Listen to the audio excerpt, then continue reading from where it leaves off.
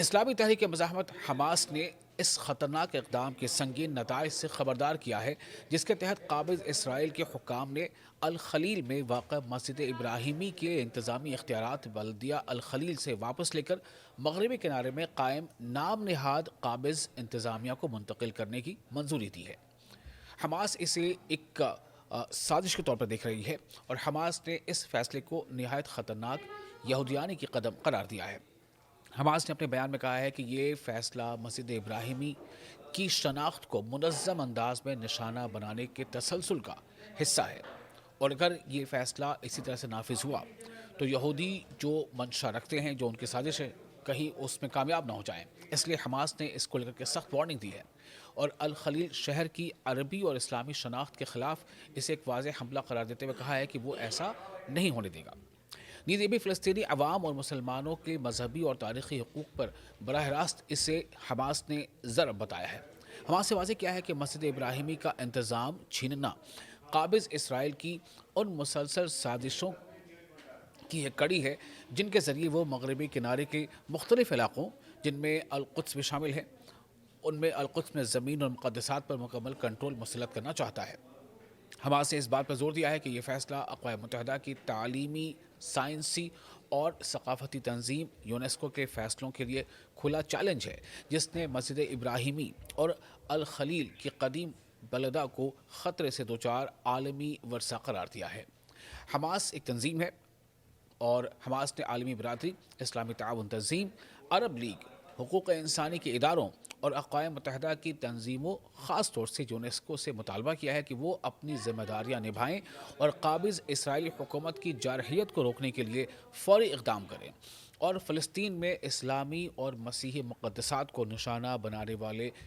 جو یہودیوں کی سازش ہے اور اسے تسلطی منصوبوں کا ڈٹ کر مقابلہ کیا جانا بے حد ضروری ہے۔ اسی تناظر میں قابض اسرائیل کے حکام نے گزشتہ روز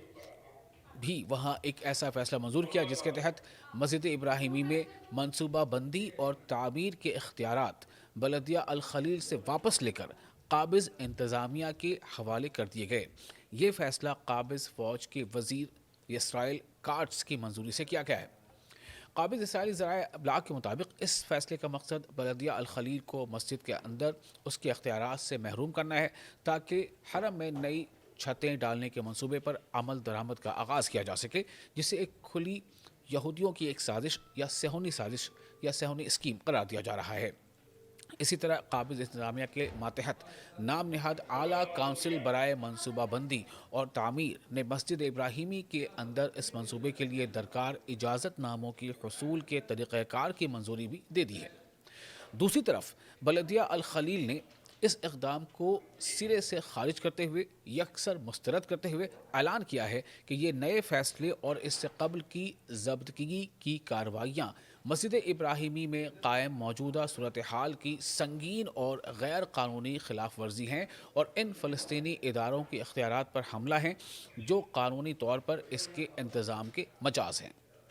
بلدیہ یعنی عام طور سے کہتے ہیں کسی شہری علاقے کو، میونسپل علاقے کو، تو بلدیہ نے ایک بار پھر اس امر پر زور دیا ہے کہ یہ خلاف ورزیاں یونیسکو کے اس فیصلے کو بھی براہ راست متاثر کرتی ہیں جس کے تحت مسجد ابراہیمی اور الخلیل کی قدیم بلدہ کو خطرے سے دوچار عالمی انسانی ورثہ تسلیم کیا گیا ہے۔